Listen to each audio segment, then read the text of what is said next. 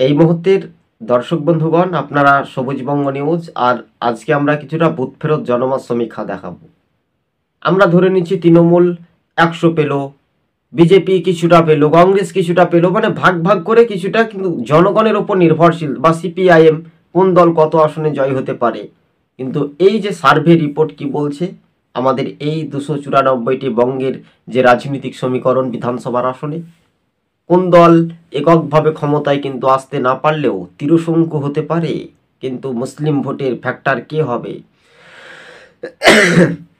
এটাই নিয়ে রাজনৈতিক মহলে একটা জোর কদমে জোর লড়াই বলাই যেতে পারে। তো স্বাভাবিকভাবে মানুষের রায় বা জনগণের গর্জনে তা কিন্তু স্পষ্ট হতে পারে।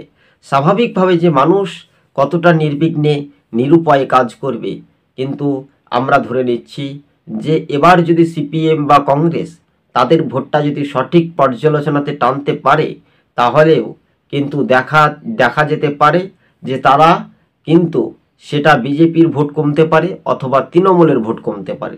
তাদের যদি ভোট ব্যাংক বা ভোটের র্যাঙ্কিংটা ঘুরিয়ে আনতে পারে, তাহলে কিন্তু তৃণমূলের হার হতে পারে।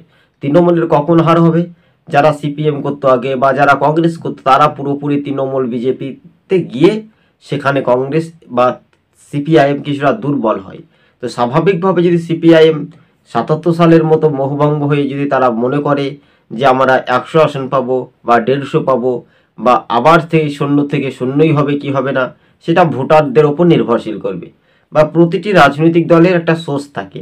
যেমন কংগ্রেস কিছুটা জেলায় একটা ফ্যাক্টর হতে পারে, যেমন বাদুরিয়া, 2 চব্বিশ পরগনা জেলার মধ্যে বাদুরিয়া, এছাড়াও আমরা যদি দেখতে পাচ্ছি হাওড়া, আলিপুরদুয়ার, এইসব জেলাগুলির মধ্যে কংগ্রেস কিছুটা শক্তি প্রয়োগ করতে পারে। এছাড়া মালদা, মুর্শিদাবাদ, উত্তর দিনাজপুর, বীরভূম, এছাড়াও আমরা দেখতে পাচ্ছি নদিয়া। তো কার্যত এই সমীক্ষক মহলগুলো যখন আমরা আলোচনা করছি 294টি আসনের মধ্যে, তাছাড়া মালদাতে আমরা যদি দেখি 12টি, মুর্শিদাবাদে 22, বীরভূমে 11, এইভাবে পার্ট ওয়ান পার্ট টু করে যদি তুলে ধরি, তাহলে উত্তর দিনাজপুর, এইসব জেলাগুলি বা সংখ্যালঘু যে জেলাগুলি আছে সেই জেলাগুলিতে সিপিএম বা কংগ্রেস বা কিছু বিজেপি ফ্যাক্টর হতে পারে, যেখানে হিন্দু সংখ্যাটা বেশি। তো এবার যে অভয়ার আরজিকর কাণ্ডটা নিয়ে যে ঘটনাগুলো ঘটবে আগামী দিন 2025-এ, সেটাই কি 26-এর ফ্যাক্টর হতে পারবে? এটাই একটা দেখার একটা বিষয়।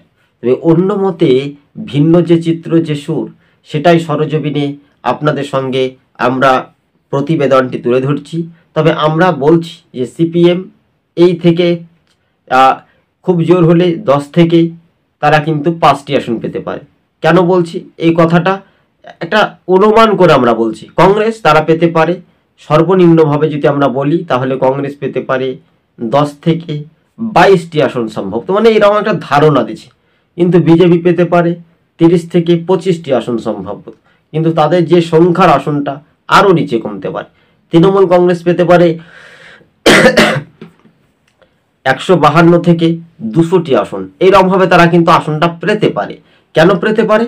তারা 200-র আপে কিন্তু আসন পেতে পারে তৃণমূল। কার্যত এই রাজ্যে শাসক দলকেই বেছে নিতে পারে বাংলার মানুষজন, সেটাই সর্বনিম্নভাবে বলা যেতে পারে। তবে সর্বনিম্নভাবে মানুষের যে রায়, সেটা একটা গ্রহণযোগ্যভাবে, সেটাই যদি তাই হয়, তাহলে আগামী দিন যে ফ্যাক্টর, সেটাই বঙ্গে কি তৃণমূল না বিজেপি ক্ষমতায়, সেটাই দেখার একটা বিষয়। সবুজবঙ্গ নিউজ ইউটিউব চ্যানেলটি ভালো লাগলে প্রথম থেকে শেষ পর্যন্ত দেখবেন। আজকে ছিল আমাদের এই পর্যন্ত। ধন্যবাদ দর্শক বন্ধুগণ, সকলে ভালো থাকবেন, সুস্থ থাকবেন।